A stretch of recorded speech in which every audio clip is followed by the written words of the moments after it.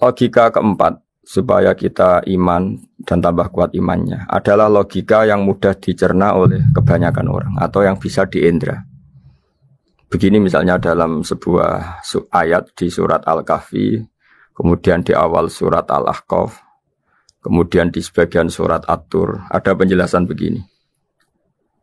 Ketika Rasulullah mengajak manusia menyembah Allah, kemudian orang-orang kafir tanya, lalu Tuhan kamu siapa Muhammad? Tuhan saya adalah Allah menciptakan langit bumi.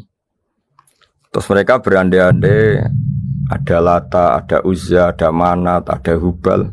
Itu Tuhan-Tuhan kami. Terus Rasulullah bertanya, apakah Tuhan-Tuhan yang kamu sembah itu memberi kontribusi saat langit dan bumi diciptakan? Mereka menjawab, tidak Muhammad, itu Tuhan-Tuhan yang kami bikin. Begitu juga asumsi tentang Tuhan-Tuhan yang lain. Apakah Isa ikut menciptakan bumi atau menciptakan langit? Tentu jawabannya tidak. Karena Isa lahir di bumi, orang tahu tanggal lahirnya, tahu tahunnya, dan sebelum ada Isa juga sudah ada bumi. Sehingga untuk menetapkan tauhid, berkali-kali Quran tanya, Amman khalaqas samawati wal ardo, siapa sih yang menciptakan langit bumi? Siapa sih yang menurunkan air dari langit? Siapa yang mengatur ini, itu. Akhirnya mereka menjawab, itu semua Allah Muhammad. Begitu juga kemungkinan setan misalnya. Setan itu fisik atau makhluk atau apa saja yang tidak kita lihat. Kemudian setan itu lewat rayuannya, lewat tipu dayanya ingin disembah. Kata Allah menjelaskan ini, ma asyadduhum khalqas samawati wal ardi wala khalqa anfusihim. Kamu tidak perlu takut sama setan atau apalagi menuhankan setan.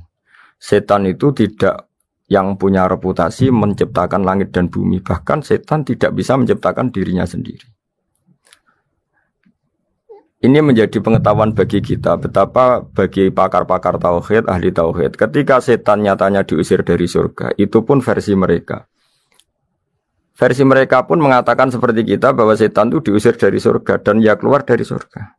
Kalau setan itu Tuhan, tentu diusir gak mau, karena di surga itu nikmat. Ketika setan diusir dari surga, ya keluar. Dia juga jadi makhluk yang hina-dina. Berarti dia tidak punya kekuasaan, bahkan pada dirinya sendiri. Dipaksa keluar dari surga, ya keluar. Dipaksa menjadi ahli neraka, jadi ahli neraka. Dipaksa jadi apa saja, juga dia akan jadi seperti yang dipaksakan. Ini menunjukkan bahwa setan adalah tahta kudratillah, tahta qahrillah, tahta satwatillah, bahwa setan pun dalam kendali kekuasaan Allah. Makanya Allah mengatakan kamu tidak usah menyembah setan, tidak usah nurut sama setan. Setan itu lemah sekali. Karena faktanya dia tidak bisa memaksakan keinginannya. Ini yang oleh Allah disebut dalam firman-Nya inna kaidas syaitani kana dhaifa. Setan itu lemah sekali. Ini perlu saya sampaikan ke para pendengar Unisia bahwa bertauhid itu ada sekian logika. Logika kelima adalah logika orang awam. Awam sekali. Suatu saat ada perdebatan antara Abul Hasan al-Asy'ari. Abul Hasan al-Asy'ari ini tokoh ahli sunnah paling populer dalam ilmu logika. Dia mengatakan orang menemukan Tuhan itu harus lewat logika yang cermat. Tidak boleh taklid, hanya ikut-ikutan. Dia harus menemukan satu argumentasi bahwa Tuhan atau pencipta langit itu ada.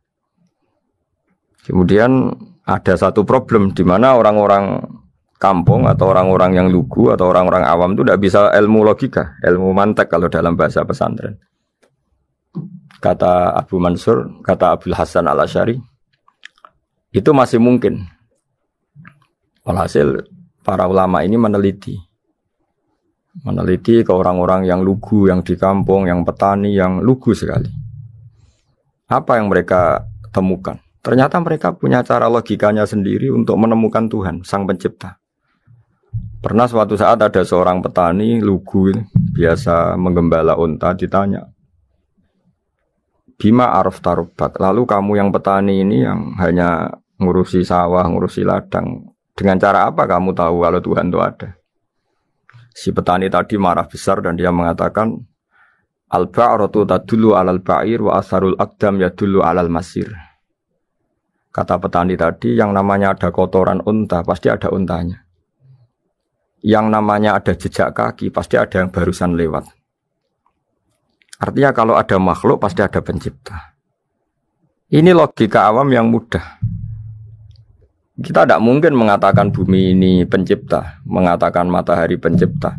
Kelihatan sekali kebendaannya, kelihatan sekali bahwa bumi matahari tidak punya ikhtiar, tidak punya kekuatan. Kelihatan sekali sifat-sifat kemakhlukannya. Jika benda-benda ini karuan makhluk, pasti menunjukkan bahwa ada penciptanya, ada khalik. Dalam logika Bedui tadi, si Bedui tadi, kalau ada kotoran sapi, pasti ada sapinya. Meskipun sapinya sudah sekarang nggak terlihat, mungkin sudah jalan kemana. Sama, kalau ada jejak kaki, meskipun orang yang tadi lewat sudah kita nggak tahu, tapi kita pasti tahu, pasti ada yang lewat.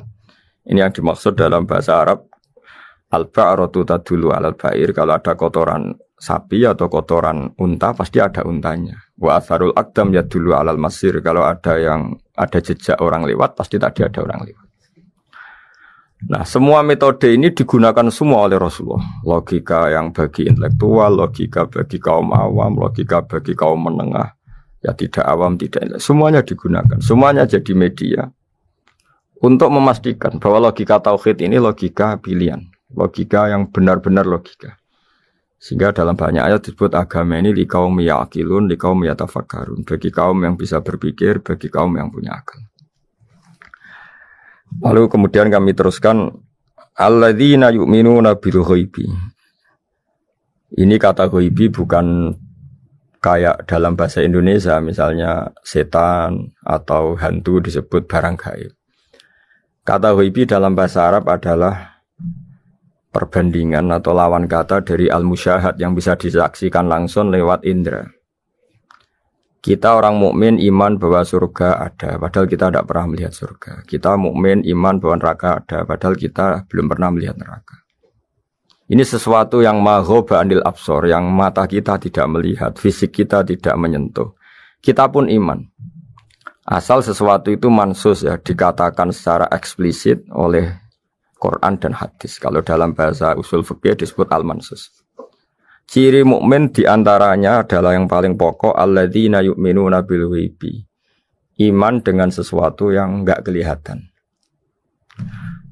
Lalu kemudian para ulama cara pandang beda-beda. Bedanya bukan karena mereka bertentangan enggak, tapi ini menurut kelas rasa yang berbeda-beda. Bagi orang-orang sufi ya, Allah itu tidak bisa dikatakan al-ghaib, sesuatu yang enggak kelihatan. Karena Allah itu begitu jelas, az-zahir. Kata orang sufi, Allah itu zahir. Begitu juga dalam Asmaul Husna disebut Allah itu az-zahir. Begitu jelas. Karena orang yang akalnya mapan, hatinya mapan, melihat satu lemari yang bagus, pasti langsung mensifati bahwa pembuatnya adalah orang yang hebat. Orang yang melihat mobil mewah atau pesawat yang canggih, pasti kepikiran pertama adalah pasti pembuatnya canggih. Sehingga eksistensi pembuat pesawat itu adalah orang hebat, itu langsung tertanam ketika melihat pesawat itu hebat. Bagaimana mungkin seseorang ragu akan kehebatan pembuat pesawat ketika melihat detail-detail pesawat? Pasti langsung kepikiran kalau pembuatnya itu hebat. Memutuskan bahwa pembuat pesawat hebat itu tidak harus ketemu yang membuat, juga tidak harus melihat. Tapi akal kita pasti meyakini pembuatnya itu hebat. Berarti keputusan menyimpulkan bahwa pembuatnya hebat adalah az-zahir begitu jelas. Begitu juga langit dan bumi, matahari semuanya tertata rapi. Air dengan fungsi manfaat yang sebegitu hebat, oksigen, semua tanaman, buah-buahan. Meskipun kita tidak pernah melihat Tuhan, tapi akal kita, nurani kita pasti berkeyakinan dan tahu betul pasti pembuatnya itu zat yang super hebat, super bijaksana. Sehingga dalam kategori ini Allah tidak bisa dikatakan suatu yang enggak tersentuh, yang enggak terjangkau. Allah itu az-zahir begitu jelas. Sehingga di antara Asmaul Husna disebut az-zahir. Sebab itu saya menganjurkan atau saya punya saran bahwa alladzina yu'minuna bil ghaibi itu contoh paling mudah itu kayak surga, kayak neraka. Kalau Allah sendiri itu az-zahir, mudah diketahui. Karena tadi orang yang melihat pesawat canggih pasti saat itu juga berkeyakinan dan itu pasti benar, pasti pembuatnya juga canggih. Nah, di sini disebut alam raya ini ayat, semuanya itu bukti kekuasaan. dalam syair-syair orang sufi masyhur sekali itu wa fi kulli syai'in lahu ayatun yadullu ala annahul wahidu. Setiap sesuatu kejadian di alam raya adalah bukti keesaan Allah, bukti eksistensi Allah Subhanahu wa taala.